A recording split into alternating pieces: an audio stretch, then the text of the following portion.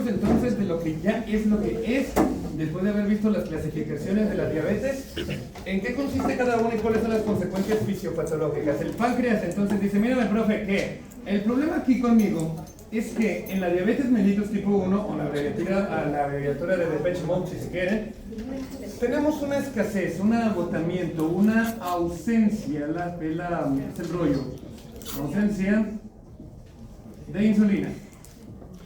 Normalmente, o bueno, antes, en libros de mis tiempos, que ya ahora son totalmente obsoletos, deben de estar en un museo, dicen que era de causa idiopática, o sea que no se sabía precisamente por qué ocurría, pero, todas las investigaciones posteriormente a eso, o sea, 20 años después, como el segundo libro de los Tres Mosqueteros, dictan que fue un problema autoinmune. ¿Ok? Autoinmune. Es el momento de señalar entonces, chavalos míos, si todos los índices muestran a las defensas. Y tú le dices, oye, pero ¿qué tipo de defensas, profe? Tengo un montón, según dicta nuestra queridísima clase de inmunología de segundo. ¿En serio? Sí. Chale, el Abbas otra vez, el peor libro de inmunología de todos los tiempos, y lo peor es que es el único. Bueno, no hay otros, pero prefiero no recordarlos. Los tengo en el baño, pero no para leerlos, ¿vale?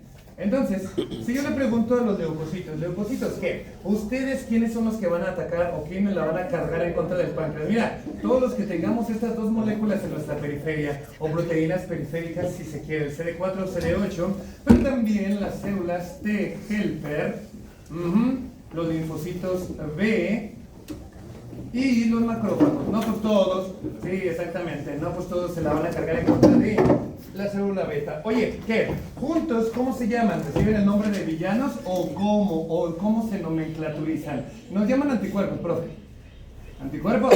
Sí, anticuerpos. Si nos podemos ir en contra de la insulina como tal, toda célula que produzca insulina nos vamos en contra de ellas. Nos llamamos anticuerpos anti-islotes, todo aquel que tenga... ¿Vale? La insulina, anti-islotes o anticélula beta. Ok, entonces nos vamos a ir en contra de esas, profe. Ok, anotado. ¿Y cuál es el rollo? ¿Cuál es el punto? ¿Qué hizo tan mal la célula beta para que te dejaras ir en contra de ellas? Bueno, digamos que perdió su identificación de conocido. ¿Cómo es eso? Bueno, todas las células, recordaremos, en esa holocausto horrendo, como siempre, llamado inmunología, recordemos que todas las células tienen que tener un punto de identificación, tienen que secretar una sustancia que dicte y diga que son aliadas, que son partes del cuerpo, porque el sistema inmunológico todo el tiempo está viajando por la sangre, todo el tiempo está escaneando y todo el tiempo está dictando lo que no sea aliado, lo que no sea amigo, lo despedazo, ¿ok? Y estas tienen siempre su carnet o su ID de identificación, como se diga, y dicen, tú tranqui, ¿por qué? Porque yo soy, adelante Marcito, bienvenido, 50 puntos para Gryffindor. Entonces, sí, las células beta dicen, yo tengo mi identificación y a esa en el bajo mundo le llamamos antígeno leucocitario humano, ¿ok? O perteneciente al complejo mayor de histocompatibilidad, el 2. Habíamos mencionado, yo le digo a las células beta, oye, ¿qué? ¿De dónde vienen esas? Normalmente vienen de mi información genética. Hay genes que me ayudan a sintetizarla y donde viene la orden de que la tarjeta siempre se esté renovando. El gen conocido como DR3 y el gen conocido como DR4. Algunos le llaman DQ, pero son los más específicos, esos, los que vienen más preguntados en las cuestiones de Cenevales. Ok, ¿cuál es el problema? El problema, dicen las células beta, es que, digamos que un problema genético hace que no se expresen esos genes. Por lo tanto, no tenemos nuestra credencial de identificación. Por lo tanto, los leucocitos nos tuercen. Vaya, santa madre. Sí, exactamente, santa madre. Se te dejan ir con todo, célula beta. Sí. El problema entonces es que el sistema inmunológico va a decir, bueno, esta la eliminé, pero ¿qué va a quedar? ¿O qué va a pasar con las que están sobrando? ¿Qué es lo que va a pasar con las que están siendo sobrevivientes? Bueno, va a pasar lo que pasa normalmente en cualquier empresa cuando faltan trabajadores. Le cargan el trabajo a los que sí fueron. Entonces, las células sobrevivientes generan una hiperfunción. Algunos libros de histología dicen, o algunos libros incluso de patología, te odio Robbins y te odio por consiguiente quien te maneja y quien maltrata a mi grupo B1, ¡ey! Estas se van a hipertrofiar. ¿Y cuál es el pleito? Que van a hiperfuncionar. ¿Y cuál es el pleito? Que van a generar una condición denominada hiperinsulinemia. Ok. La hiperinsulinemia. O sea, un aumento excesivo de la insulina, tratando de compensar precisamente la ausencia de las otras células que ya fueron moridas, o ya fueron muertas, o ya fueron acabadas por el sistema inmune. ¿Ok? Bien, de hecho, por un tiempo esta hiperfunción de las células restantes sí compensa, sí mitiga la pérdida de las otras células. De hecho, en los libros, cuando tú los lees de medicina interna, dice que esta etapa se le llama la etapa de luna de miel. ¿Ok? Es decir, el páncreas está hiperesforzándose para poder mantener tus niveles de glucosa normales. ¿Y cuánto habíamos dicho que eran los niveles de glucosa normales en sangre, Dafne? No lo habíamos dicho, pues lo decimos ahorita. De 60 a 100. Ok, perfecto. Entonces tenemos una glucosa normal en 8 horas de ayuno de 60 a 100 miligramos de decilitro. Insisto y repito, es de los pocos parámetros de laboratorio que requieren de tu ayuda a 8 horas de ayuno para demostrar la valía del páncreas. Ok, entonces si no lo habíamos mencionado, quisiera que nos fuéramos hacia la parte de atrás de nuestro cuaderno y anotáramos otro de los pipetitas de los laboratorios dictados por el profe y que están disponibles en Salud Digna. La glucosa. La glucosa sanguínea, ok, la glucosa sanguínea, o si eres muy fresa le llamas sérica, no importa, te van a chupar la sangre y van a demostrar la valía, van a demostrar la función de tu páncreas. De hecho, gracias a este estudio venimos con las modalidades del diagnóstico de la diabetes. Diagnóstico entonces, diagnóstico de diabetes, tal cual. Tenemos varias sopas, ojo aquí. La primera se llama prueba de oral de tolerancia a la glucosa. ¿Cómo? Prueba oral de tolerancia a la glucosa. ¿Ese qué es? Bueno, es el estudio más utilizado a nivel mundial y dicta que después de 8 horas de ayuno, ¿eres tú, Marcito, o ya contagiaste a alguien? No, yo no soy. ¿Quién fue? Uy, joya. Ok, entonces fíjate muy bien, Alexander, Emanuel, Oscar, Octavio, Fabricio, fíjate muy bien, después de 8 horas de ayuno, la prueba oral de tolerancia a la glucosa dicta que si tienes por arriba de 126 miligramos por decilitro, es decir, 126, 127 y de ahí para arriba al infinito y más allá, es que ya eres diabético. ¿Neta? Porque tu páncreas tuvo 8 buenas horas para demostrar que podía dar la insulina suficiente para responder a la glucosa y no lo hizo. Algunos libros, o más bien las guías modernas, dicen que con una sola toma, pero, todavía guardamos toda la tradición de que sean 2 tomas. ¿Neta? Ok, entonces tú llegas y dices, hola, tengo 8 horas de ayuno y quiero tomarme una glucosa sanguínea. Tienes una glucosa de 127. ¿Ya eres diabético? No, necesito corroborarlo. Ándale pues ven mañana y te hacemos otra. Entonces, en 2 tomas que te salga por arriba de 126, ahí sí ya le bailaste. Pero, profe, ¿qué? Algunos libros dicen, o en algún punto tú mencionaste, que lo normal de glucosa era de 60 a 110. Ya me confundí. Ahí cómo está el asunto. Bueno, fíjate muy bien. Se dice, se cuenta, se dicta que de los 100 miligramos por decilitro a los 110 miligramos por decilitro se considera una condición denominada prediabetes o, el mejor nombre, intolerancia a la glucosa. ¿Qué quiere decir? Que tu páncreas ya se está empezando a cansar, tu páncreas ya está empezando a ser deficiente o, como avión, la destrucción autoinmune ya comenzó. No eres diabético, pero ahí la llevas. Si tienes una destrucción autoinmune, quiere decir que tienes que encontrar la razón y tienes que dictaminarla antes de que sea muy tarde, aunque esos van a ser diabéticos tarde o temprano. Pero si es diabético tipo 2, es el momento para cambiar muchos estilos de vida insaludables. O sea, dejar el tabaco, dejar la obesidad, hacer más ejercicio, evitar el sedentarismo y cuidar la dieta. ¿Ok? Oye, ¿qué? Si yo saco 104 de glucosa, soy prediabético. Sí, tienes que hacer ciertos cambios en tu vida para más saludable. Ok, pero ¿qué pasa de los 110?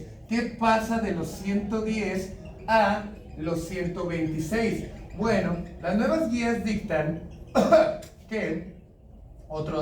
Las nuevas guías dictan que arriba de 110, entre 110 y 126, no eres diabético, pero tu páncreas ya tiene un cansancio irreversible. O sea que por arriba del umbral de los 110, no importa qué pase, tu páncreas ya está cansado y por más ayuda que le des, nunca vas a poder recuperarlo. De hecho, se dicta que de los 111 para arriba, tú ya estarías en los siguientes 5 a 7 años pisando el territorio de la diabetes. Ok, excelente, anotado. Entonces quiere decir que pues De 100 a 110 hay algo que hacer. De 110 para arriba sí hay algo que hacer, pero invariablemente en los siguientes periodos de tiempo, como acabamos de dictar, ¿tú vas a terminar siendo diabético? Sí, ok. ¿Y no hay vuelta? No, no hay vuelta. En especial si es que formas parte de la población que está en riesgo de ser diabética por el mero hecho de la estampa. ¿Cómo?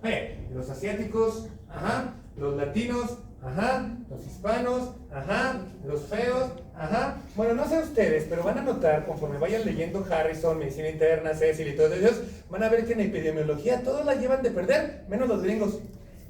Enfermedades autoinmunes, sarcoidosis, amiloidosis, diabetes, insuficiencia renal, todos son factores de riesgo de raza, todos, negros, africanos, asiáticos, hispanos, latinos, todos menos los gringos. Esos son los que menos. Vaya, ¿será acaso que el Harrison está sesgado a la raza superior imperial? No. ¿Qué, man? ¿Qué vas a preguntar, Abilú? Pero la prediabetes sí es reversible. La prediabetes sí. Todo depende si la persona empieza a hacer ejercicio, deja el sedentarismo, deja las grasas insaturadas, deja de comer cosas demasiado procesadas y, por supuesto, digámoslo así, permanece o perdura esos buenos hábitos. Si no, ten por seguro que no va a mejorar. De hecho, la inmensa mayoría de la prediabetes, lo más difícil es salvar a los pacientes de ellos mismos. Ese es el problema. O sea que ellos invariablemente siguen con sus malos hábitos en toda la vida y ya cuando son diabéticos dicen, ay, ahora sí yo quiero cambiar. Pues lo siento, leona dormida, porque no vas a poder. Oh, santa madre. Pues sí, exactamente, ya no pueden. De hecho, hay quien dice que lo más difícil en el mundo es mantenerse leal a uno mismo. Y eso involucra hacer cosas que lo sanen a uno, que sean buenas para uno, que no sean las más cómodas o sencillas. Deudas. En la prediabetes es donde se ve la acantosis nigricans. Desde la diabetes. En la prediabetes. Se supone que entonces sí, desde que eres prediabético ya puede haber una hiperplasia del estrato córneo de la dermis que genere precisamente esa manchas cafecitas rayadas que son el acantosis nigricans, pero casi siempre son más notorias cuando el daño ya está presente. Ya son notorias cuando el daño está ya, digámoslo así, hecho. Sí puede presentarse en las dos, pero es más recurrente cuando ya eres un diabético consolidado. Ok, entonces la prueba de... Profe, Aquí me equivoqué, ¿eh? Aquí tengo que agachar las orejas y decirles que estaba mal. Esta prueba que les estoy mencionando se llama glucosa en ayuno. profe, ¿Qué? ¿pero por qué se da la acantosis? La acantosis nigricans es una respuesta a la hiperglucemia. Se dice en los libros de medicina interna, en el POR, se dice en el Cecil también, que la acantosis nigricans es una, digamos, consecuencia que hacen las células de la piel a las vías alternas de la eliminación de la glucosa. ¿Qué quiere decir eso? Bueno, que tenemos una situación de hiperglucemia, demasiada glucosa rondando en la sangre y como no funciona la insulina para consumirla, como no funciona el páncreas para poder paliarla, se generan vías alternas de consumo o de eliminación de la glucosa. Una de ellas es una vía de los polioles, mejor conocida como la vía del sorbitol. El sorbitol sería un desecho de una vía alterna de deshacerte de la glucosa y ese califica como un factor de crecimiento epidérmico, un factor de crecimiento derivado de fibroblastos, un factor de crecimiento derivado de endotelio, factores de crecimiento que influencian sobre todo las cuestiones de la piel, propiciando la hipertrofia, la hiperplasia y la hipermelanosis. Y eso haría pues que se encurece la piel, que se endurezca y que se ponga cafecita. Y entonces también, por ejemplo, está relacionado a factores de crecimiento similares a la insulina. El factor de crecimiento similar a la insulina es el hermano chiquito de la hormona de crecimiento, en realidad. El factor de crecimiento similar a la insulina sería, más que afectarlos a ellos, afectaría al contexto de una mujer embarazada con diabetes mellitus gestacional, dando una condición del nene de macrosomía. Son nenes demasiado grandotes que pesan más de 4 kilos al nacer. Una muchacha que tiene diabetes mellitus gestacional tiene una situación de hiperinsulinemia y la insulina pasa directamente a través de la placenta y pasa directo al bebé. El cuerpo del bebé lo toma como si fuera el hermano menor de la hormona de crecimiento, que es la hormona esa que dices, o sea, el factor de crecimiento similar a la insulina. Hay de dos tipos, tipo 1 y tipo 2. El que se da en la vida fetal es el 2, el que es muy similar a la insulina de la mamá. Ese es el verdadero pleito. Entonces la mamá como genera una resistencia a la insulina, una hiperglucemia, tan la hiperinsulinemia de su páncreas pasa, como la hiperglucemia también pasa al nene y a su vez hace que el cuerpo del nene de manera compensatoria genere a ese infeliz, que es un factor de crecimiento y macrosomía fetal. ¿Y más o menos? La hormona del crecimiento viene de la hipófisis. La hermana pequeña, que es el factor similar de crecimiento de la insulina, viene del hígado. Ambos, o mejor dicho, uno secreta al otro. Pero también uno puede propiciar al otro. O sea, no es que siga una secuencia, sino que uno puede activar al otro. Y ahí tienes a un nene súper mega grandote. Claro, también hay que ver que no venga de familia muy grandota, ¿verdad?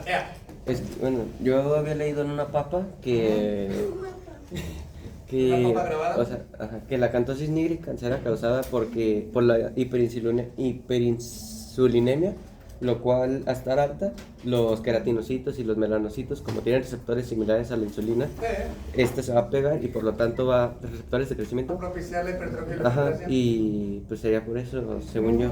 La hiperinsulinemia y la hiperglucemia, exactamente, motivo de tesis, motivo de investigación.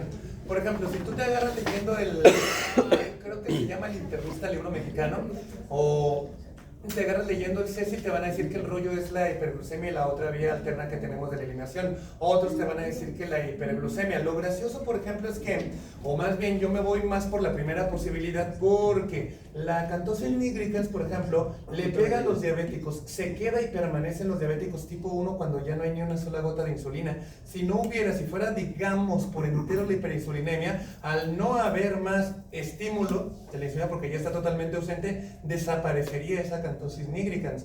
Sin embargo, a pesar de que el páncreas ya no tiene ni una sola célula beta, esa persiste, sigue. Entonces, bueno, sí apoyo el rollo que dicen que es la hiperinsulinemia la que genera esos factores de crecimiento, pero algo no cuadra o digamos es parcialmente culpable porque cuando ya no hay, el problema dérmico sigue, el rollo. Así que más bien yo me iría más por la hiperglucemia sostenida y mal controlada. ¿Más o menos? Bien.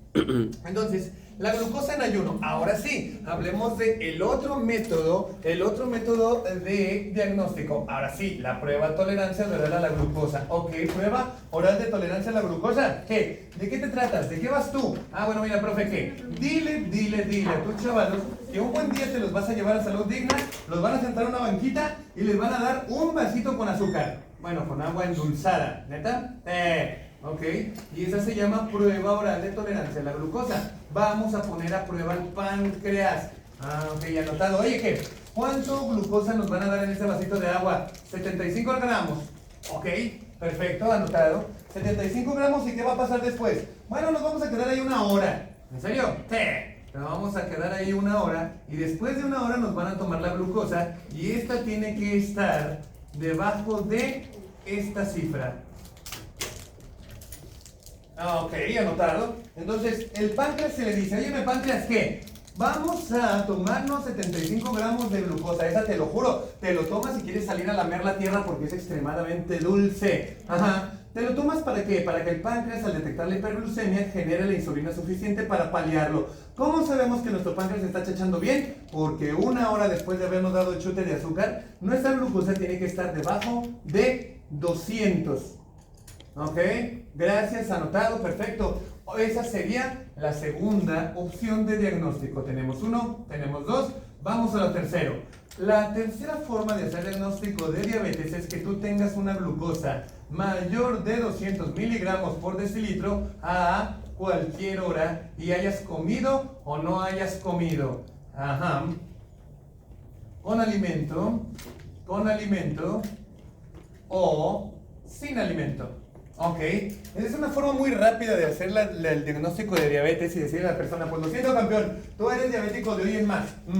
Hay gente que llega y dice, hola, ¿qué? Me vengo porque tengo mucho mareo, me duele la cabeza y creo que solamente una incapacidad puede curarme. Sí, dale, ahorita te doy tus papelitos si tú quieres, pero primero, ¿qué te parece si vemos y checamos que estés vivo? Ok, le escuchas la frecuencia cardíaca, la respiratoria, la presión arterial, la oxigenación y dices, te voy a dar un pinchazo en el dedito y vamos a ver cuánta glucosa traes ahorita, ¿eh? Ay, sí, pero es que ha sido como una hora, fío, que ya no estamos dorados al frente, no pasa nada. Le tomas la glucosa y ¡pum! Trae 300 de glucosa. Y dices, ¿eres diabético? No, no soy. No te estaba preguntando, te estoy afirmando. Eres diabético. ¿Cómo lo sabe? Una muestra aleatoria a cualquier hora con alimento o sin alimento arriba de 200 y eres diabético tal cual.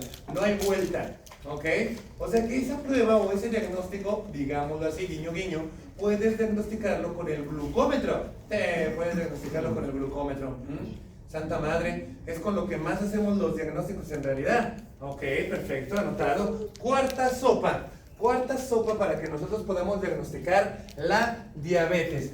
Es una prueba diagnóstica, sí es cierto, pero la inmensa mayoría de los libros la utilizan más bien como un parámetro de laboratorio de control. Y es la hemoglobina glucosilada. Sí, la hemoglobina glucosilada. También abreviada A1C. Y no tengo ni idea por qué ese código. Sé por qué lo usan los electricistas, pero no sé por qué lo usan los de medicina. Pero bueno, en fin, hemoglobina glucosilada. ¿Qué? Nosotros vamos a recibir un reporterita. Si la hemoglobina glucosilada tiene arriba de este parámetro de porcentaje, dile a la persona que ya es diabética. Ok, ¿pero a qué se refiere con hemoglobina glucosilada? Bueno, la glucosa nos dice, mira, profe, yo soy una molécula que si estoy demasiado tiempo en la sangre, me le voy a empezar a pegar, me le voy a empezar a diluir, me le voy a empezar a mezclar a las proteínas, a la albúmina, a las globulinas transportadoras, pero sobre todo a la hemoglobina, es una de las que más me gusta pegármele a, ¿ok? ¿Y el eritrocito qué? El eritrocito dice, bueno, profe, acuérdate que yo tengo 4 moléculas de hemoglobina, 2 alfa, 2 beta, 2 botas, 2 guantes. Ajá. Normalmente estas las tengo impregnadas de fierro pariente, para que se oxide y yo pueda transportar el oxígeno sin consumírmelo. Acuérdate que morfológicamente, biológicamente, yo soy un transportador de oxígeno. Ajá. Porque me oxido mi molécula de hierro, pero no me lo como. Oye, pero tú eres una célula. Sí, pero acuérdate que el PRI robó más y yo tengo una vía metabólica, te odio bioquímica, que se llama vía de Embden-Meyerhof, en la cual yo utilizo solamente la glucosa para sintetizar mi energía, pero nunca me meto con el producto que estoy transportando, ¿ok? Y la glucosa dice, bueno, profe, ¿te gustó lo que te explicó el eritrocito? Sí, bueno, ojalá, porque yo glucosa, fíjate muy bien, mientras más cantidad sea yo en sangre, más voy a tender a mezclarme con las proteínas, o sea que me les voy a embarrar a cualquier proteína que me encuentre, pero tengo enorme afinidad por la hemoglobina porque es la que más abunda, porque los que más abundan en elementos formes de la sangre es el eritrocito, ¿ok? Entonces yo como glucosa me le puedo embarrar directamente la molécula de hemoglobina, punto que se llama glucosilación, ¿ok? Y yo le digo, óyeme, ¿qué? ¿Cómo es que te le mezclas? ¿Cómo es que te le untas? ¿Cómo es que te, cómo es que te le embarras? Ok, lo hago, profe, ¿por qué? Lo hago porque abundo. Mientras más sea yo glucosa rondando en la sangre, más posibilidades tengo de metérmele a una proteína. En el mundo de la fisiología se le conoce así: gradiente. Ok, gradiente, pues mucho gusto, gradiente. Mucho gusto, profe. Ok, perfecto, anotado. Oye, ¿qué? ¿Y cuál es el punto? ¿Cuál es el detalle? Bueno, que mientras más porcentaje de esas moléculas de hemoglobina esté embarrado de mí, quiere decir que yo estoy abundando más en el cuerpo y quiere decir que tú eres diabético. Si más del 6,5% de las moléculas de hemoglobina de tu sangre está embarrada de azúcar, está embarrada de dulce, entonces no hay vuelta. Eres diabético. Ok, pero, aquí te voy a decir un norte. La hemoglobina glucosilada normalmente la utilizamos y se la solicitamos al laboratorio para ver qué tan controlado está el paciente de 3 meses a la fecha.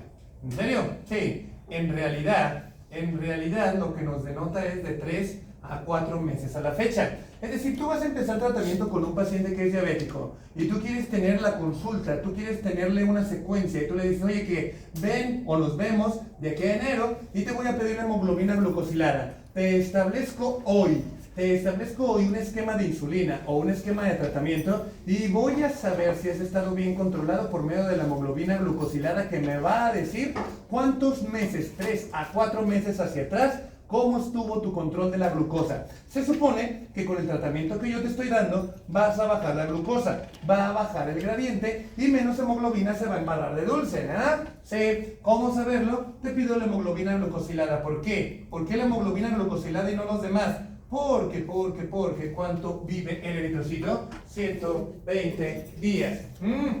Ok, Anotado.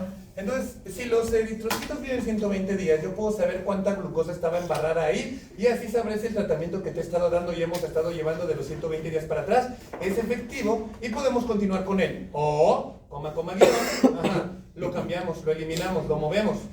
Ok, bien. Entonces la hemoglobina glucosilada la podemos utilizar para control o la podemos utilizar para diagnóstico. Sí, bien, anotado. Esas serían los 4 viables tipos o los 4 viables estudios parámetros de laboratorio para que tú y yo lleguemos a la conclusión de que una persona es diabética. ¿Pero acaso eso es todo? No. Hay otra cuarta posibilidad, ¿no es cierto? Una quinta. Las pruebas que se le hacen a las embarazadas. Yo sé que todavía no llevan ginecología y obstetricia, pero como no confío en quien sea que les vaya a dar ginecología y obstetricia, les voy a dar el norte de el diagnóstico de la diabetes mellitus gestacional. ¿Neta? Sí. Ok, entonces fíjate muy bien, una muchacha embarazada, o mejor dicho, toda muchacha embarazada tiene riesgo de generar diabetes mellitus gestacional. A todas, insisto, a todas se les va a hacer un chequeo, un screening o rastreo si se quiere. Toda mujer embarazada tiene la obligación, el médico que le está tratando, no importa si es neurólogo, no importa si es cardiólogo, no importa si es lo que sea, mujer embarazada, mujer que se le tiene que hacer sí o sí, la prueba de detección de la diabetes. Ok, ¿y cómo se hace esto? Esto se va a hacer de los siguientes parámetros. Les presento una de las preguntas más importantes del Ceneval, pero sobre todo que nunca falta en el nacional. ¿En serio? Porque en el nacional el 60%, 65% si se quiere del examen es gine, obstetricia y pedia. ¿Ok? Les presento entonces la prueba de O'Sullivan. ¿Ok? Hola, prueba de O'Sullivan. Hola, profe. Tengo una pregunta, prueba de O'Sullivan. ¿Qué? ¿Tú en qué consistes? La prueba de O'Sullivan, profe, consiste en que le vas a decir a la muchacha que vaya a Salud Digna otra vez. ¡Ey! Y ahí le vas a dar un vasito con glucosa. Ok, ¿por qué no le llamamos prueba oral de tolerancia a la glucosa? Porque no es la misma cantidad la que vamos a dar. En la prueba oral de tolerancia a la glucosa dimos 75 gramos. En las mujeres embarazadas vamos a dar 50. Ok, anotado. Y las vamos a dejar ahí guardaditas 1 hora. Después de esa hora le vamos a tomar la glucosa y si su páncreas se encuentra bien, debe de arrojarnos un parámetro debajo de esta línea. Ahí está, mira, esa es la prueba de O'Sullivan. Ok, entonces le das poquito menos que la prueba oral de tolerancia a la glucosa y también esperas que el páncreas baje o le das más tolerancia en vez de 200 a 140 el límite. Sí, si el páncreas ofrece una buena función, 1 hora después de los 50 gramos de glucosa va a estar 120, 135 y todo bien, todo bonito, como dice este muchacho rockero que dice todo bello, profe, todo bello, chaval. Ok, y listo, bye bye, chao, chao. Pero, si sale un parámetro o si sale este parámetro alterado, entonces tenéis que hacer la prueba de confirmación.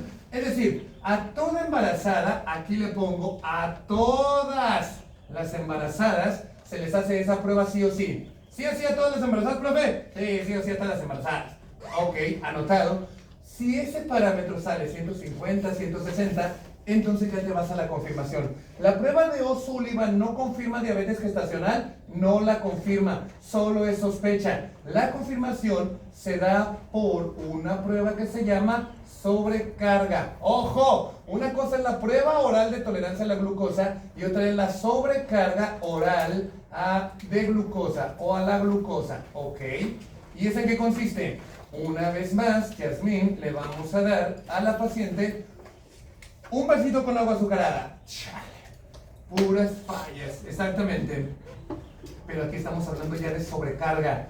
Vamos a poner al páncreas a su máxima prueba. ¿Ok? ¿Cuánto es máxima prueba, profe? Le vamos a dar 100 gramos. Exacto. Tú dices, chale, le salía más barato cuando era la prueba oral de tolerancia a la glucosa, ¿no? Sí, le vamos a dar 100 gramos. Y le vamos a decir, páncreas, te vamos a dar con todo. Pero aquí después de eso vamos a quedarnos con la muchacha 1, 2, 3 horas después. ¿Ok? Páncreas, ¿qué? Te voy a retacar 100 gramos de glucosa y más te vale demostrar que puedes, ¿ok? ¿Y cómo voy a demostrar que puedo? Dice el páncreas de la embarazada. A la primera hora tienes que demostrarme que la glucosa la bajaste por debajo de 200. A la segunda hora tienes que demostrarme que la sigues bajando abajo de 165. Y a la tercera hora, por favor y gracias, menos de 145 miligramos por decilitro. Si lo logras, páncreas, tendrás una estrellita en la frente y tu reconocimiento de que estás bueno y sano, ¿ok? ¿Cuántas veces puedo errar, profe? Nada más una. Quiere decir que si tienes dos parámetros mal, no importa que sean salteados, no importa si es el tercero y el primero, no importa si es el segundo y el tercero, no importa si es el 1 y el 2, con dos parámetros de estos que saques mal, felicidades, eres diabética melítica gestacional. Mande. Profe, ¿la prueba de O'Sullivan se hace en cualquier trimestre o tiene que haber un periodo? Normalmente se dicta, chabón, que se tiene que hacer a partir de la segunda mitad del embarazo. Dictan y dicen, pues, como acuérdate, nosotros vamos a hablar del embarazo a 40 semanas, no como el resto de la perrada 9 meses. Entonces, se supone que las guías, pero yo las odio las guías, por cierto, porque son guías, no son reglas, dictan que el mejor tiempo para estar es arriba de las 20 semanas. ¿Por qué? Porque si giramos la ruleta de la embriología, te odio Lachman, vamos a recordar que la primera mitad del embarazo es una etapa anaúrica, o sea, el nene se está creando. Y la segunda mitad es una etapa catabólica, se está nutriendo tal cual y generando función. Entonces en la segunda etapa es cuando la fuerza, la energía es más necesaria, es cuando precisamente el lactógeno placentario humano, que es producto de la mujer, del blastocisto, del sincitio trofoblasto y del citotrofoblasto, generaría más posibilidad de resistencia a la insulina. Se supone que entonces arriba de entre las 20 y las 24 semanas se toma eso, pero, si viene una muchacha con claros factores de riesgo para diabetes, se hace desde antes, tal cual. ¿Qué son factores de riesgo? Obesidad, sedentarismo, pero sobre todas las cosas, antecedente de que algún otro embarazo haya aparecido lo mismo o hubiera estado en riesgo. O un familiar de primer grado, mamá, primas, hermanas que hayan tenido ese problema. O cualquier tipo de familiar, hombre, mujer, niño, niña que haya tenido diabetes tradicional. Levantemos la mano todos los que tenemos familiares con diabetes. Pues todos, ¿verdad? Exactamente, ese es el rollo. Entonces, como estamos ante una situación de sobrecarga genética o herencia, si se quiere, de diabetes, no podemos eliminar o no podemos esperarnos hasta la semana 20 y tantos a ver si la mujer fue. Mujer embarazada, tenga 5 días, 6 días, se le prueba o se le toma cualquiera de esas opciones. Pero tarde o temprano se le tiene que hacer la prueba de O'Sullivan. Se puede hacer durante la primera mitad, se puede hacer durante la segunda manera. ¿Y cómo es, más específicamente, cómo se genera la resistencia a la insulina en diabetes mellitus tipo 2? En la diabetes mellitus tipo 2, ahorita te digo cómo se genera. Entonces, fíjate muy bien, esos parámetros, manden. Una pregunta, ¿la prueba de sobrecarga oral se hace justamente terminando la de O'Sullivan o otro día? Así es, se hace en otra ocasión. Se hace al día siguiente, normalmente la cita al día siguiente. O sea, ¿o podrías llegar directamente a pedir la de sobrecarga o tiene que haber antecedente? No, siempre tiene que venir la de O'Sullivan al principio. Normalmente es, digamos, protocolo. Sí podrías irte directamente de sobrecarga oral, pero bueno, las buenas costumbres dictan que decimos por favor y gracias. Y la forma de decirlo a la mujer embarazada es primero la prueba de O'Sullivan. De hecho, hay laboratorios que no te hacen la prueba de sobrecarga, sino es que traen el resultado de la O'Sullivan alterada. Oye, no lo tengo, pues te hacemos esa primero. En primera, digamos, por el screening, por la tradición, por la guía de práctica clínica, y en segunda para cobrar 2 veces. Mande. ¿No? Había visto que... ¿Todavía no explicarlo de la diabetes gestacional? ¿La diabetes gestacional? Si quieren, sí. Ok. No te reconozco, ¿quién eres? ¡Julieta! ¡Oh! Hola, Julieta. Hoy soy Po. Eso, bien, el guerrero dragón. Ok, entonces... Fíjense muy bien, chavalos míos, esto sí les voy a pedir que se lo aprendan, se lo graben a fuego sí o sí. ¿Cuánto es la diferencia de gramos de acuerdo a qué prueba? ¿Y cuál es el parámetro después de cada cierto tiempo para diagnosticar si el páncreas está cansado? Cualquier hijo de vecino te sabe decir que 8 horas de ayuno y arriba de 126 ya eres diabético, incluso si son 2 tomas. Cualquier hijo de vecino te dice, una muestra aleatoria arriba de 200 y ¡zas! Eres diabético. Cualquier hijo de vecino te puede decir arriba de 6,5% de hemoglobina glucosilada y ahí eres diabético. Pero lo que normalmente se nos confunde, se nos turulequea es la prueba de oral de tolerancia a la glucosa que se le hace a ellos, a ellas, a todo el mundo, la prueba de O'Sullivan de control de las embarazadas y la prueba de confirmación de la diabetes mellitus gestacional. Ahí es donde erramos, ahí es donde dudamos y ahí es donde los dioses que crean el examen nacional dicen, esto se les turulequea, esto pregúntales. ¿Anotado? Entonces, esos parámetros de las pruebas tolerancia oral a la glucosa, grábenselas porque vienen preguntadas. Porque ellos saben que son lo que más se les confunde. Y dice, ahí te tuerces a miles de médicos en el nacional. ¿Ok? Correcto, anotado. Continuando. Entonces, volviendo a la hiperinsulinemia en nuestra diabetes mellitus tipo 1, la glucosa entonces, después de 8 horas de ayuno, va a estar tendiendo hacia la alza, ya sea porque la cantidad de células beta está disminuyendo o meramente porque el sistema inmune ya acabó con toda la población y ya no tenemos ni una gota. ¿Ok? Profe, ¿qué? ¿Cómo vamos a diagnosticarlo? ¿Cómo vamos a tener ese problemita con las 4 polis, o con verdad dicho, con las 4P, gracias a Dios que no son doble, solamente son 4, de la diabetes? La poliuria, por supuesto, la polidipsia, que tiene mucha sed, mucha bebedera de agua, y la polifagos, que come demasiado, polifagia. Y en los diabéticos tipo 1, la pérdida de peso. ¿Que pase rutina? Sí, exactamente, que pase rutina. Ok, anotado. Hablemos entonces de este rollito. Bueno, el pleito con la diabetes mellitus tipo 1 y en general con las demás es precisamente la descompensación metabólica que va a traer eso. De hecho, si tú le pides a alguien la definición de diabetes, te va a encontrar o te va a mandar un choclo de peroratas de definiciones unas y otras, porque cada libro difiere del otro, en parte para verse más faroles, en parte para no violar derechos de autor. Pero básicamente es una descompensación en el uso, anabolismo, catabolismo de la glucosa, alias carbohidrato, de las proteínas y de las grasitas. Ok, qué bueno. Entonces, hablemos de la primera la poliuria. Recordemos, la poliuria se define con que tú vas a orinar muchísimo, más allá de 2000 mililitros por día. O sea, vas a orinar más de una coca de 2 diario. La polidipsia, mucha sed, mucha ingesta de agua, pero agua, puede que padezcan una condición psiquiátrica llamada potomanía, en la que tienen que estarse purificando y tomando agua cada rato, que en el mundo de los anuncios y los comerciales de la tele se llama reto Bonafont. ¿Ok? Polifagia, mucha hambre, comen demasiado. Muy bien, esto se da mucho en la diabetes mellitus tipo 2, que primero aumentan de peso. Y, guión, la pérdida de peso, que normalmente se da más en la diabetes mellitus tipo 1, precisamente por la disminución de estos dos componentes orgánicos, estructurales y funcionales, que serían las grasas y las proteínas. Ok, perfecto, anotado. Entonces, poliuria, ¿qué? Empezamos contigo. Bien, ¿estás orinando mucho? Sí. Llegó el momento de señalar entonces. Señalemos al que orina. Riñón, ¿qué? Riñón, mande. Riñón, tú eres el responsable de producir la orina, ¿qué no? Sí.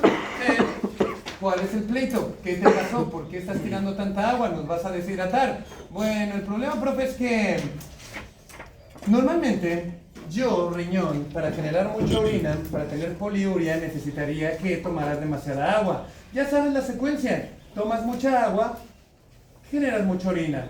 ¿Por qué? Giramos la ruleta de la fisiopatología. Entonces, Alexa, dinos. ¿Por qué tomar mucha agua a nivel glomerular? ¿Por qué tomar mucha agua nos llevaría a una poliuria? Tiene que ver con fuerzas de Starling. ¿Cuál aumenta si tomamos mucha agua?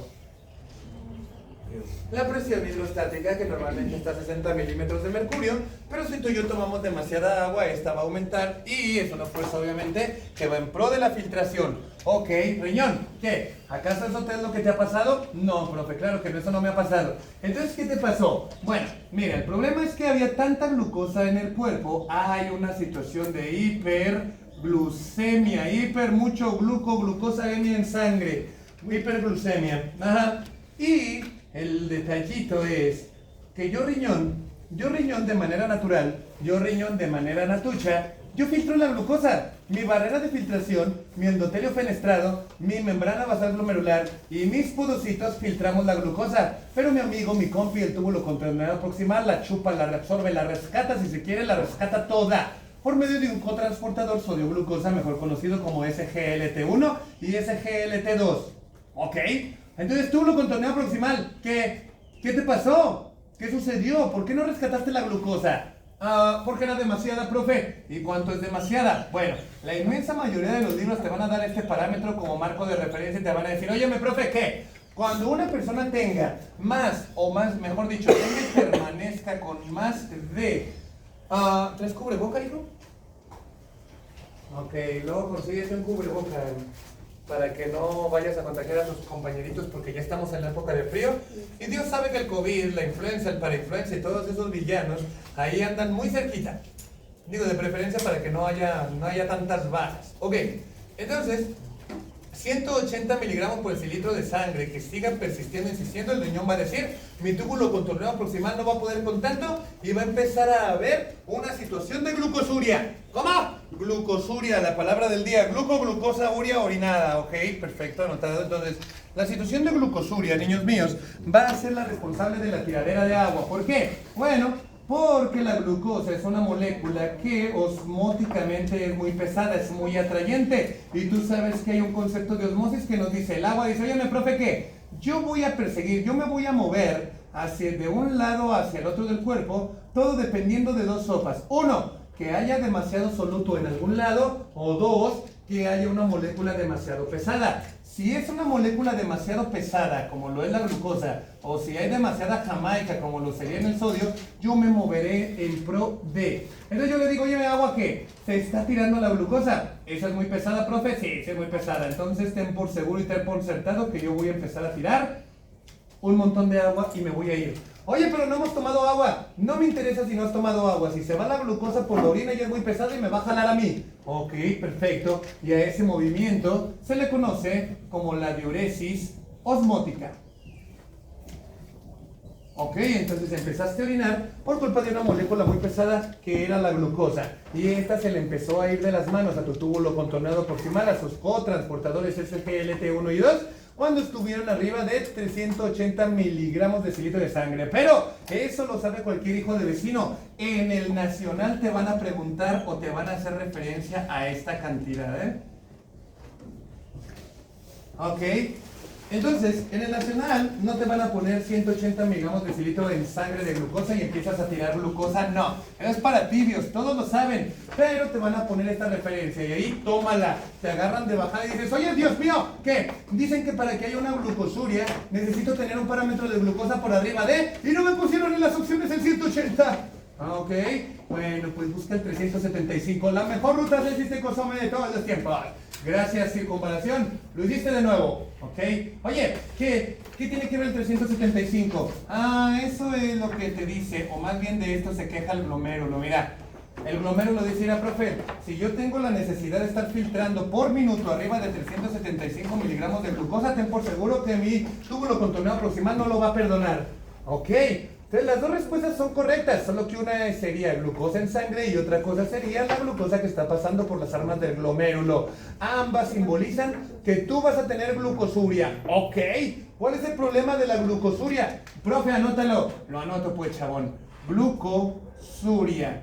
Bueno, una es que va a azucarar la orina. ¿Quiere decir que yo voy a tener, como dicen los maestros leyenda antiguos, que voy a tener que beber orina de un paciente para diagnosticar diabetes? No. Pero sí tienes que tener en cuenta que si hay glucosuria, tu paciente se la va a vivir todo el tiempo infectado. ¿Por qué? Porque en el maravilloso mundo de la microbiología, ustedes seguramente en algún momento oyeron hablar de la E. coli, la Escherichia coli. Ajá, hablaron de la Serratia, del Proteus, del Enterococo, o sea, bacterias que normalmente viven en la vía urinaria, que si les das los principales insumos para crecer, no dudarán en crecer, no dudarán en aumentar su población y no van a dudar de infectarte. Y después de todo, recordemos que los mentados agares o gelatinitas de laboratorio, como nos gustaba decirnos a nosotros, decían, llámenle agar chocolate, llámenle agar sacarosa, la gelatinita dulce, punto. Ok, precisamente los principales agares tienen esta cochinadita para hacer crecer a tu bacteria mascota. Entonces, ¿qué quiere decir? Que si todo el trayecto urinario ya lo tienes azucarado, impregnado de orina dulce, las bacterias que ahí viven normalmente van a empezar a comer, a crecer, a reproducirse y ¡pum! Vas a tener una infección urinaria que es el pan de cada diario en una persona diabética. Para variarla, una infección que le va a descompensar aún más y encima de la diabetes. o sea, la glucosa. Claro, te estarías enfrentando a una infección. Tu cuerpo necesitará energía para pelear con, levantará la glucosa todo lo que da. ¿Cómo? ¿Cómo lo va a hacer? Bueno, va a generar contrarreguladores. ¿Como cuál? Ok, ahorita te digo cuál y por qué. Punto. Demasiada orina entonces, mucha orinadera por parte del paciente, porque mientras más glucosa tengas, más arrastre va a tener de agua hacia la vía urinaria, ¿viste? Sí, ok, anotado. Entonces, otra vez, como habíamos platicado ahorita con tu compañera Alexa, dijimos que si tomabas mucha agua, ibas a tener demasiada orina. Ahora, en el caso de la glucosuria, hijita mía, vas a tener pérdida de agua, ¿sí? Entonces la arteria aferente va a decir, óyeme, profe, ¿qué?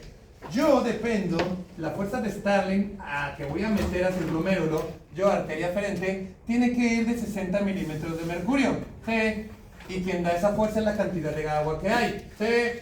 El problema es que se te está yendo por la orina, ¿sí? ¿Y cuál es el pleito? Bueno, que cierto aparatito que está a un lado de cierto glomérulo que normalmente está tomándole la presión a cierta arteria aferente va a decir, oye, profe, ¿qué?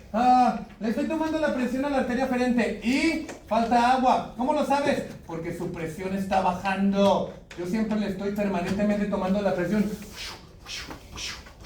y está bajando. ¿Eso qué nos quiere decir? Que no hay agua. ¿Y si no hay agua qué? Voy a liberar la maquinaria al sistema, renina, angiotensina y aldosterona. Ok, Yasmín, empecemos. El aparato yuxtaglomerular va a iniciar la secuencia de la maquinaria con la renina. Esa renina va a ir directamente ¿hacia dónde? Hacia el hígado y hacia los vasos sanguíneos, por supuesto, para levantar al angiotensinógeno, el cual en la mayoría de las ocasiones se encuentra resguardado y dormido en el hígado, pero también lo encontramos en la vía sanguínea, despertándolo, cacheteándolo y convirtiéndolo en angiotensina inmadura, o 1 si se quiere. Tú y yo sabemos entonces, Fernanda, si es que ya vino, ¿sí vino? Sí. Eso, tú y yo, Fernanda, sabemos que la angiotensina 1 tiene que madurar a angiotensina 2. Y eso lo va a hacer, sí, solo sí, yéndose a los pulmones. ¿Dónde? Las células endoteliales, las células parenquimatosas, los fibroblastos, pero sobre todo los neumocitos tipo 1 o 2 la están esperando con su herramienta de maduración llamada ECA. ¿Cuál de los dos? ¿Cómo? Los dos, los neumocitos tipo 2, los cuales también generan factor surfactante. ¿Te acuerdas qué es lo que es el factor surfactante? Es lo que le da como la estabilidad a los pulmones para que no se colapsen. Exactamente, y aseguran así de ese punto la compliancia o la compliancie. Finalmente, utilizando la ECA, la enzima convertidora de angiotensina, generan la angiotensina 2, que habíamos mencionado que tiene 3 funciones. Arranco yo y tú me sigues, Fernanda. Una función de la angiotensina 2, como su nombre lo dice, va a angiotensar. O sea, angio, vaso sanguíneo, tensión, apretar. O sea que la angiotensina 2 va a tender a apretar los vasos sanguíneos, principalmente los arteriales. El pleito es que si tú eres diabética, tienes hiperglucemia, constantemente estás tirando agua, permanentemente tienes la maquinaria prendida, permanentemente estarás bajo el efecto de la angiotensina 2, y es por eso que los diabéticos casi siempre van acompañados junto con el paquete básico de la cajita feliz, hipertensión. Casi siempre, bien raro encontrarte un diabético puro, que siempre te dices, ¿eres diabético? Y también hipertenso. Bueno, 2 en 1, qué bueno. Ok, la diabetes es un factor de riesgo para la hipertensión y viceversa. ¿Cómo es que un diabético se nos hizo hipertenso? Precisamente siguiendo la secuencia y la exposición permanente al sistema renina, angiotensina, aldosterona, precisamente en respuesta a la falta de agua o hipovolemia, si se quiere, por la diuresis osmótica denominada o derivada de la glucosuria. ¿Ok? Esa es una de las funciones de la angiotensina 2. Segunda función de la angiotensina 2, Fernanda. Termina la maquinaria, mira, ¿cuál es la segunda A?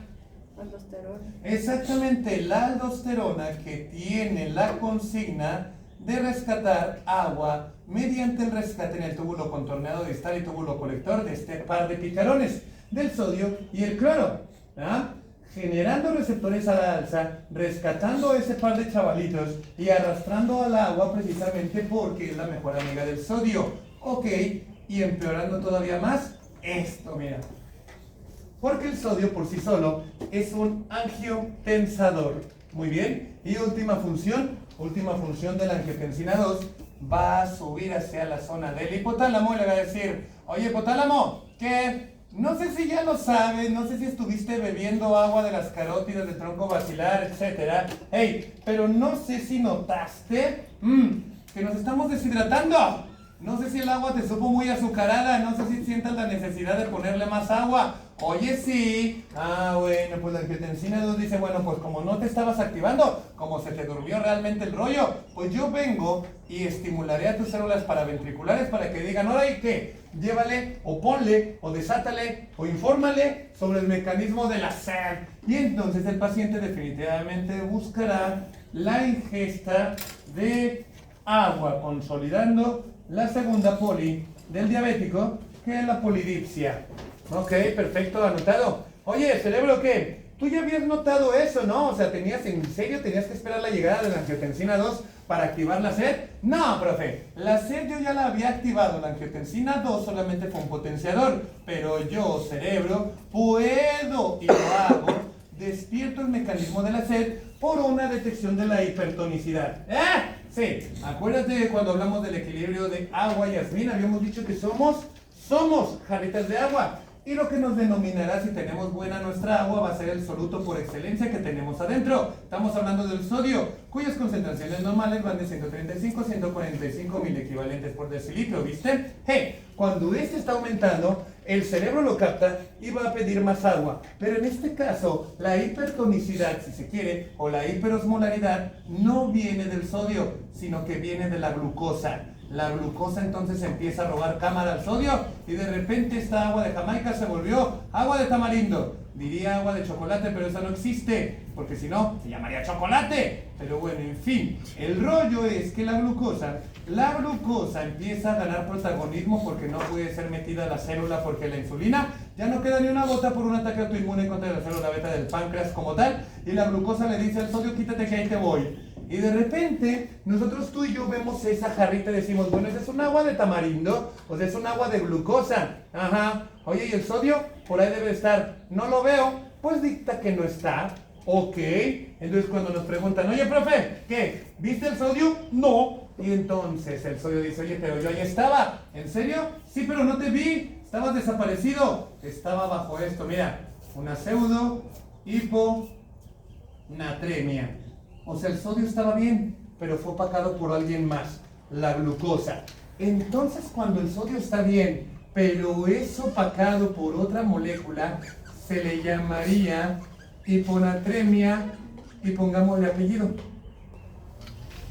Había de dos sopas con hiponatremia, una hipotónica y una hipertónica. La hipotónica a su vez se dividía en neovolémica, hipervolémica y hipovolémica. Entonces, si aquí estamos hablando de una hiponatremia que realmente no es, solamente fue opacado por otro soluto, sería una hiponatremia ¿de qué tipo? Hipertónica. Hipertónica, exactamente. Entonces tendríamos aquí un desequilibrio electrolítico. En realidad, el sodio se encuentra bien, solamente fue opacado, un desequilibrio hidroelectrolítico, pero a fin de cuentas una hiperosmolaridad o una hipertonicidad, si se quiere, que el cerebro va a ver, va a detectar, no va a perdonar y va a estimular, junto con la angiotensina 2, el centro de la sed. Por eso las personas están teniendo sed y sed y sed y sed. A eso se le llama sed osmótica, ¿eh? ¿Cómo? Hasta para la sed hay clasificación, las pelotas, sí. Hasta para la sed hay clasificación. Una se llama sed osmótica y otra se llama sed no osmótica. ¿Cuál es la diferencia, profe? La sed osmótica viene precisamente por eso, el acúmulo de solutos en nuestra jarra. Y la sed no osmótica viene por resequedad de la boca. Por ejemplo, los fumadores tienen una sed no osmótica. El cigarro le reseca la boca y tienen la necesidad de estar consumiendo líquidos. Los oradores, o sea, los que hablan demasiado, facha de tu profe, también tienen una sed no osmótica. O sea, su jarra está bien, pero como tienen la boca demasiado reseca, tienen la necesidad de estar tomando y tomando y tomando recurrentemente agua, ¿ok? Entonces, en el caso de la diabetes tendríamos una polidipsia osmótica, una poli... Sí, bueno, anotado. ¿Y todo eso por qué, páncreas?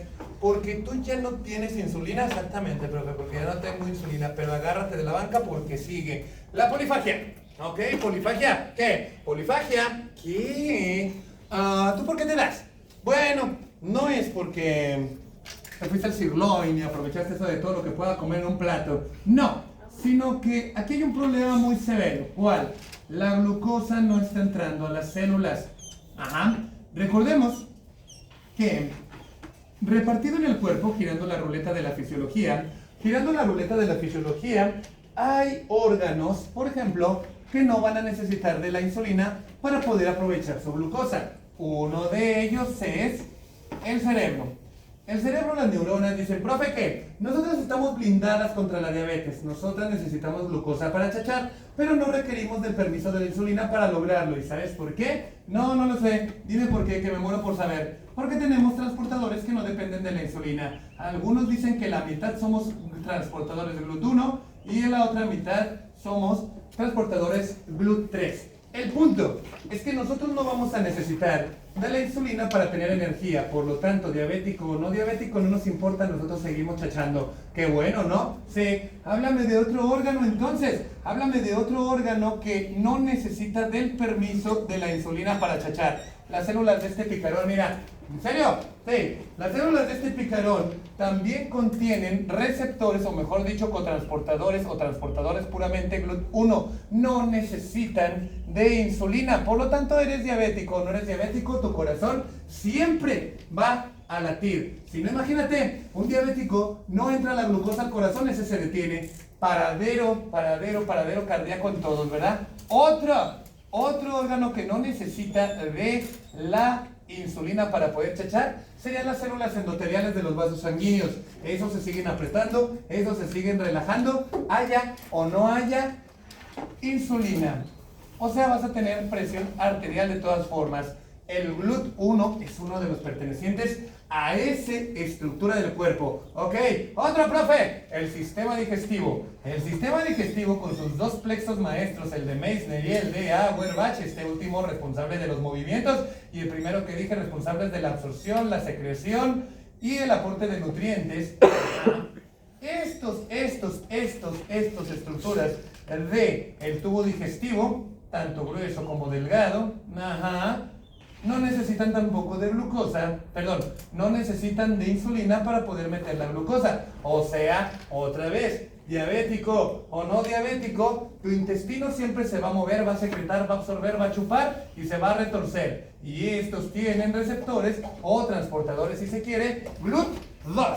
Ok, otro. Bueno, lo que platicábamos ayer, el páncreas como tal tiene receptores GLUT2. De hecho, la entrada de glucosa a la célula beta del páncreas es el banderín de salida para que éste produzca insulina. Exactamente, y siempre lo va a tener. Y es entrada gratuita de glucosa. Ok, otra célula también muy importante que no necesita de insulina para chachar, pues es el esperma, porque tiene el GLUT3.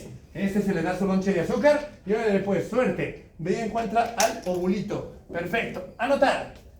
Bien, ¿y cuál es el problema? Bueno, que existe, estos son garbanzos de a libra comparados con el resto de las células del cuerpo que sí van a necesitar insulina. Y eso se debe a que tienen transportadores GLUT4. Ok, GLUT4, ¿qué? ¿Tú eres un transportador de glucosa? Sí. ¿Eres uno que sí necesita insulina? Sí necesito insulina.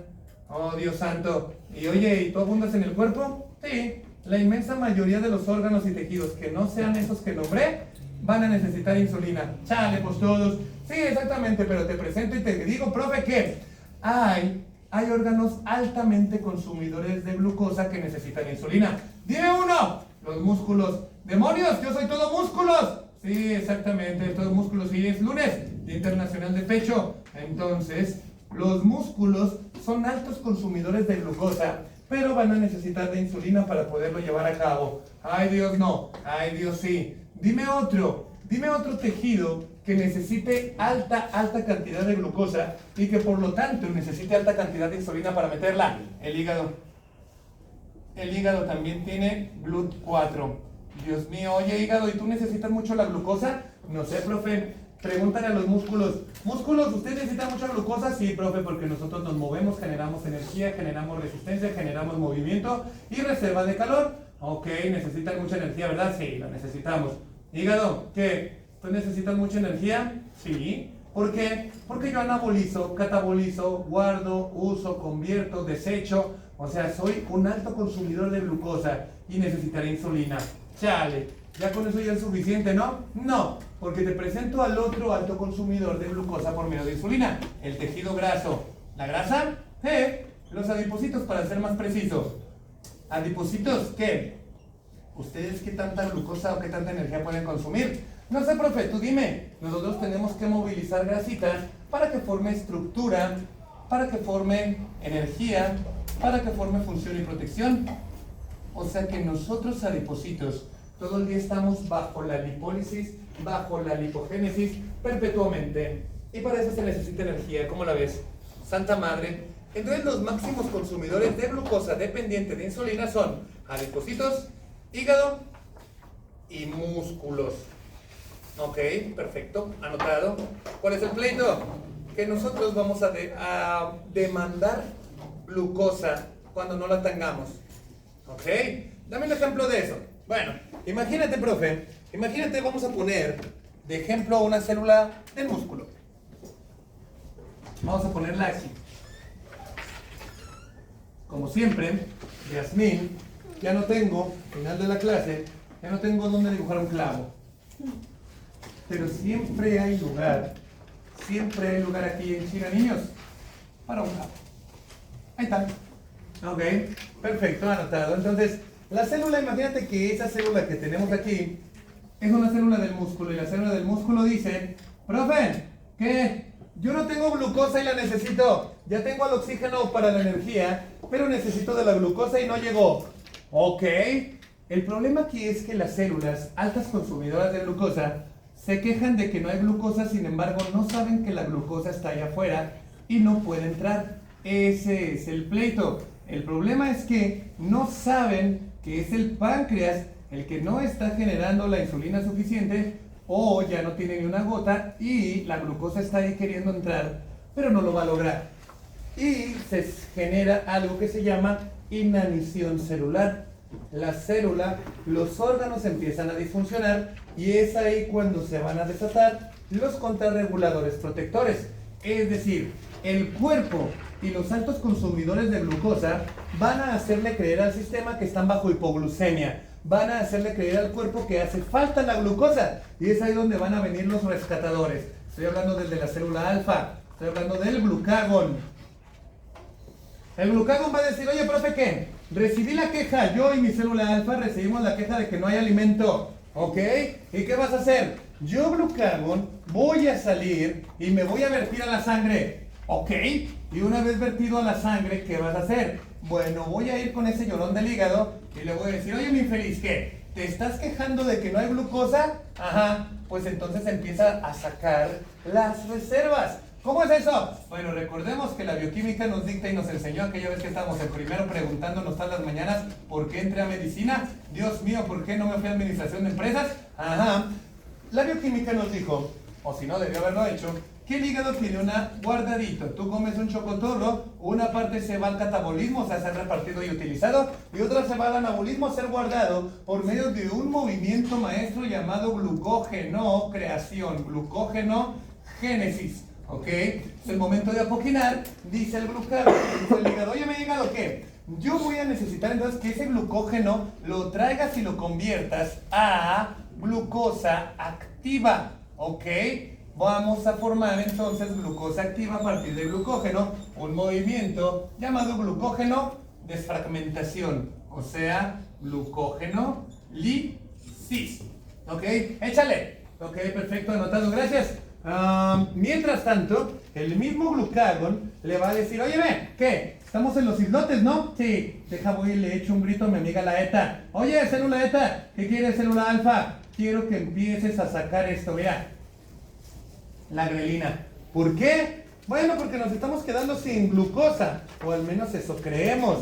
Ajá, yo glucagón le estoy diciendo al hígado, saca todas tus reservas. Y mientras tanto, tu grelina, por favor, sube al hipotálamo y propicia esto, mira. Propicia la polifagia. Ok, la grelina dice, ok, anotado, me voy. Y se va por vía sanguínea, directamente y sin escalas, hasta el hipotálamo y le dice al cerebro, órale pues, que se te empiece a antojar todo lo que no se te antojaba. Ok, perfecto, anotado. Y estimula el centro hipotalámico del hambre. El problema es que tanto la glucogenólisis como el aumento de la ingesta por hambre, lo único que hace es empeorar la situación. ¿Por qué? Porque lo único que va a hacer es retacar más de glucosa, cuando ninguno de estos saben que el problema es que la glucosa está ahí a puños, pero no puede entrar porque no hay insulina. El pleito es que mientras más glucosa hay, más se está empeorando ¿qué? La diuresis osmótica, y más se está deshidratando el paciente, más se está hiperosmolarizando, más está teniendo demasiada sed, y el quilombo metabólico nomás no se termina. Ok, perfecto, anotado. ¿Cuál es el pleito? Que pasa el tiempo y las células altas consumidoras de glucosa dependientes de insulina se van a seguir quejando y van a decir, oye, cuerpo, ¿qué? Ya molestas, míralas, ya enojadas, van a decir, oye, pues, ¿y dónde está lo mío? ¿Y dónde quedo yo? Oye, pero ya sacamos las reservas del hígado, ya se te propició el hambre, ¿no te llegó glucosa? No, y yo necesito chachar o me muero. Santa madre, entonces, ¿qué vamos a hacer? Bueno, pues resulta y resalta que estos tipejitos, el glucagón, la grelina, y otro compensador de la glucosa, que sería ¿quiénes? Les presento otros que van a añadirse, el cortisol. ¿El cortisol? Sí, giramos la ruleta de la fisiología para darnos cuenta que el cortisol es la hormona del estrés fisiológico, no emocional. Ok, cortisol, ¿qué? ¿Tú cada cuándo vas a responder? Cada que el cuerpo tenga un estrés fisiológico, profe, que se infecte, que se corte, que se desvele, o que tenga hambre o hipoglucemia. Hey, yo cortisol me voy a despertar. ¿Para qué? Yo soy un propiciador también de sacar las reservas donde las encuentre de glucosa, de propiciar la glucogenólisis, ya sea por el hígado, ya sea por el músculo o por el riñón. ¿El riñón puede guardar glucógeno? Sí, el 5%, pero sí lo hace. Cortisol, check. Cortisol, glucagón y grelina salen. ¿Pero acaso eso es todo? No, también se va a desatar, también va a salir al ruedo la adrenalina. Oye, adrenalina, tú muchacha loca, ¿qué? ¿Qué se supone que tú haces? Yo voy a sacar glucosa también de donde se halle, profe. Es una situación desesperada. La célula no está comiendo y nosotros vamos a sacar glucosa de donde se pueda. Ok, adelante, sáquenlo. ¿Ya se terminaron los contrarreguladores? No, también se nos va a unir a la causa la hormona del crecimiento. Ay, Dios mío, no. Ay, Dios mío, sí. Entonces, como puedes ver, profe, cortisol, glucagón, grelina, hormona del crecimiento, adrenalina, todas se van a vertir a la sangre tratando desesperadamente de sacar glucosa de donde puedan, solo para empeorar la hiperglucemia que ya hay y generar el problema de la diabetes y las consecuencias a la corta que van a traer. ¿Consecuencias de la corta? Sí. ¿Cuál sería una de ellas? Quiero saberlo. Bueno, mira, estos picarones, glucagón, grelina, adrenalina, hormona del crecimiento y cortisol, van a llegar y le van a decir al hígado, oye, mi hígado, ¿qué? ¿Ya sacaste todo el glucógeno que tenías? Sí. Cerebro, ¿ya diste todo el hambre que podías? Sí. Entonces estos picarones dicen, pues necesito sacar glucosa de donde pueda. ¿Y de dónde puedo? Pues todos estos muchachines compensadores dicen, bueno, mira, yo me puse a leer bioquímica, esa porquería ileíble que se llama Maquis, esa Biblia horrorosísima que nunca debió haber sido escrita, llamada Harper. Te odio, Harper, espero que estés muerto, y si no te has muerto, ojalá que te falte poquito. O peor, la cochinada que se llama Laguna y Piña, el peor libro de bioquímica de todos los tiempos. Horrores, y es el que tu profe cometió el error de comprar. ¿Neta? Yo no sabía, era mi primera semana en el Cooks y compré Laguna y Piña de bioquímica. Lo tuve en el baño un tiempo, pero no para leerlo. Ok, entonces, el rollo de la bioquímica de Harper nos dice, oye, mi profe, ¿qué? Estos picarones contrarreguladores van a ir con el tejido graso. Y le van a decir al hígado, oye, mi hígado, ¿qué? Yo supe por ahí, que tú puedes convertir la grasa en azúcar. ¿Sí es cierto? Y el hígado dice, lo que me estás pidiendo es ilegal. Solo si nos descubren. Ok, anotado. Entonces, estos cuates, hormona de crecimiento, cortisol, glucagón, grelina y adrenalina, le dicen, oye, hígado, ¿qué? Te voy a pedir un favor, pero te lo voy a pedir en secreto para que no le digas a nadie. Quiero que, bajita la mano, agarres la grasa y la conviertas, por favor, mi cielo, sigue las flechas Dorothy, quiero que la conviertas en glucosa. Y el hígado dice, eso es ilegal, pero puedes hacerlo, ¿no? Sí, sí lo puedo hacer, pero es ilegal. Pues adelante, hazlo. ¿Por qué? Bueno, porque ya consideramos la glucogenolisis, ya consideramos el hambre, la polifagia y nomás no resultó. Tal vez si agarramos glucosa que venga directamente de las grasas y funciona. Y es un movimiento maestro llamado gluconeogénesis, cuando se crea glucosa de un sustrato que no es carbohidrato. ¿Cómo? Cuando se crea glucosa de un sustrato, materia prima que no es carbohidrato. O sea que el hígado puede crear glucosa que venga de la grasa o de las proteínas. Sí, sí lo puede hacer. No debe. Ok, hígado, estoy intrigado. ¿Por qué no debes? Ah, bueno, mira, profe, porque ya sea que yo use grasa o proteínas en la gluconeogénesis para obtener glucosa, lo que va a traer como consecuencia va a ser la generación de unos desechos. Unos desechos que se llaman ácido acetoacético, beta hidroxibutirato y acetona. ¿Cómo? Bueno, en conjunto se le conoce como los cuerpos cetónicos. ¿En serio? Sí. Porque la grasa entraría o se convertiría en glucosa mediante la beta oxidación y eso trae como consecuencia a estos tres picarones que son desechos tóxicos. ¿Y por qué son tóxicos? Porque son muy ácidos. ¡Oh, santa madre! Sí, exactamente. ¿Cómo dijimos que se llamaba? Ácido acetoacético, beta hidroxibutirato, bioquímica, y acetona.